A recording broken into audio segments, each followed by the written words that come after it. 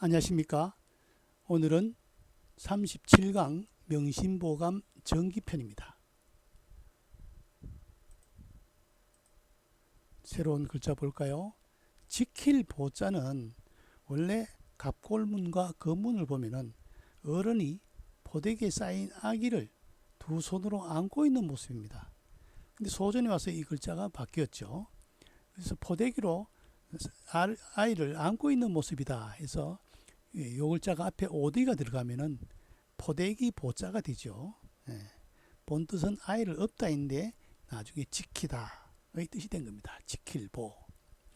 그다음에 적을과는 적을과도 되고 과부가도 되죠. 이 글자는 건문의 글자를 보면 뒷면 밑에 머리혈만 되어 있습니다. 그러니까 머리가 큰 한 사람이 홀로 집안에 거차고 있는 모습입니다. 그러니까 아주 쓸쓸한 모습으로 앉아 있어서 과부로 생각했죠. 근데 과부도 또 산 사람이니까 적다의 뜻이 된 겁니다. 마늘다의 반대 적을과, 그 다음에 호라비의 반대 과부과. 그 다음 욕심욕은 마음심과 하고자 할 욕이 들어가서 욕심이 된 형성자죠. 마음에 하고자 하는 마음이 굳혀졌으니까 욕심이 되는 거죠. 하고자 할 욕도 재밌는 것은 골짜기에서 하품하고 싶다는 거죠. 자연인 되고 싶다는 거죠. 그러나 자연인이 되고 싶은 마음이 있지만은 그런 마음을 굳히는 사람은 욕심이죠. 자연인 보면 대부분 가족에 미안하다 하잖아요. 욕심욕. 피할 피자는 원래 그 갑골문의 자형을 보면 이 형벌 도구인 매울신으로 되어 있습니다. 매울신이 문신 넣는 도구죠. 형벌을 시행한 광경인데 소전에 와서 간다는 뜻의 시험시험 갈착과 여기 뭡니까? 임금벽 피할 피로 되죠. 여기서 음을 빌린 형성자가 됐죠. 피할 피. 여기 간다는 뜻의 시험시험 갈착과 안에 글씨가 임금벽자를 해서 임금이 가서 피한다 한데 그런 뜻은 뭐 후대에서 만들어낸 글자입니다. 뜻입니다. 이런 명은 저녁 석과 입구로 구성돼서 저녁에 얼굴이 안 보이니까 이름을 불러야 되겠죠. 아주 간단한 재밌는 글자죠.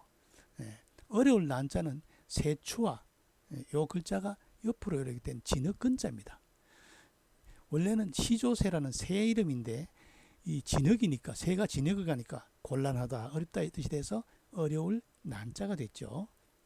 지킬보 적을과 과부가 욕심욕 피할 피 이름명 어려울 난 그렇죠. 자,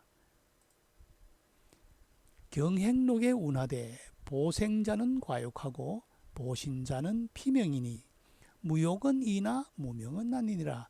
경행록에 이르기를 삶을 보존하려고 하는 자는 욕심을 적게 하고 몸을 보존하려고 하는 자는 이름을 피해야 할 것이니 욕심 없애기는 쉽지만은 이름 없애기는 어렵다. 보생과 보신, 과욕과 피명의 대꾸를 나눴죠. 삶을 보존하는 것과 몸을 보존하는 것 다를 게 없죠. 같은 말이죠. 글자만 다를 뿐이지요. 삶을 보존하는 것은 욕심을 적게 해야 된다. 욕심을 내면 다 탐욕에서 비롯되죠. 욕심 내 남의 것을 빼앗으면 상대가 좋아하겠습니까? 흥부전에 놀부가 되어서는 안 되겠죠. 그 다음에 몸을 보호하고자 하는 자, 몸을 온전히 보호하고자 하는 자는 이름을 피해야 한다. 이름을 피해야 한다는 것은 뭡니까? 높은 지위에 오르지 말라는 거죠. 우리 그 퇴계 이황 선생이 처세에서 가장 높이 꼽는 것 중에 하나가 높은 벼슬을 안 했다 하는 거죠. 높은 벼슬을 했으면은 아마도 또 적에게 모함을 받았을 것이다 말이죠. 그런데 욕심 없애기는 쉽지만은 이름은 이미 정해졌잖아요. 피하기는 어렵다. 그래서 옛날에는 이름을 피휘랍니다. 이름을 꺼린다 해가지고 이름 대신에 자나호를 쓰죠.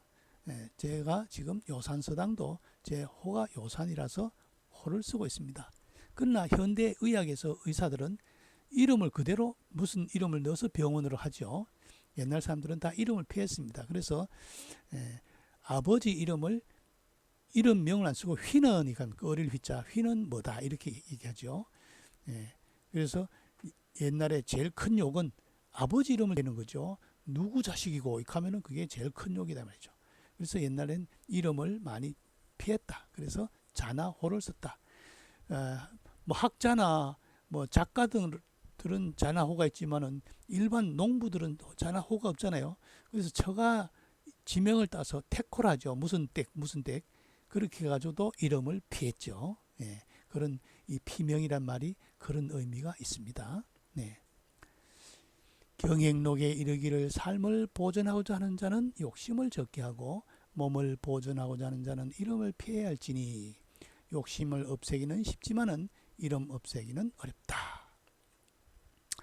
경행록에 운하되 보생자는 과욕하고 보신자는 비명이니 무욕은 이나 무명은 나니이니라. 경행록에 운하되 보생자는 과욕하고 보신자는 비명이니 무욕은 이나 무명은 나니니라. 예. 보생자와 보신자를 대꾸로 나누고 그 결과를 쉽다 또 어렵다의 대꾸로 답을 내리고 있죠. 고려시대 후기 세학자 목은 이색, 포은 정몽주, 야은 길재 혹은 도은 이승인도 포함시키기도 하죠. 등은 은으로 끝나는 호를 가지면서 이사를 사문이라고 지목을 했죠. 벼슬에 나가지 않았다. 포은 정몽주는 그럼에도 불구하고 죽임을 당했죠. 이방원에게. 자, 그래서 은자가 바로 이 벼슬을 하지 않고 은둔한다 뜻입니다. 이 은자는 그 뭡니까? 적어도 장관급의 벼슬을 할 수 있는 지위의 벼슬을 등지고 살림에 묻혀 사는 사람이죠. 그냥 일반 사람들의 살림에 묻혀 사는 사람은 농부죠. 예, 고려시대 후기 때 이런 사람이 등장하는 것은 왕조가 무너지고 조선으로 등극하자 충신은 불사이군을 해가지고 떠나는 거죠. 그런 의도가 있습니다. 다음, 그런데 위의 내용과 다르게 이익은 성호사설에서 시대가 어지러우면 이름을 피하지 않네. 시위면 불피명이라 하여 견위치명, 위태로움을 보면은 목숨을 바쳐야 된다는 적극적인 유학적인 자세를 보인다. 이거는 뭡니까? 그 왕조 밑에서는 목숨을 바쳐야 된다는 거죠. 견위치명. 그래서 우리 임진왜란 때 학자들이 많이 목숨을 버렸죠. 피하지 않고 임진왜란이 일어났는데 살림에 은둔하면 그거는 뭡니까? 숨는 거죠. 숨는 거. 은둔이 아니고 도망간 거죠. 요 위에와 밑에가 개념의 차이가 다릅니다. 전혀. 도운 이 사문인 이런 사람도 임진왜란이 있으면은 은둔하지 않죠. 적극적으로 나라를 위해서 몸을 바쳤겠죠. 황덕길이라는 사람은 하려집에서 영조 45년에 양성 성품을 기르고 욕심을 적게 하라 라는 좌우명을 자리에다가 싹 새겨놓고 그걸 따르고자 했죠. 이 과욕은 바로 뭡니까? 명심보감이 구절이죠. 성품을 기르고 욕심을 적게 해라. 탐욕을 건물이다 이 말이죠. 경행록에 운하되 보생자는 과욕하고 보신자는 비명이니 무욕은 이나 무명은 나니니라.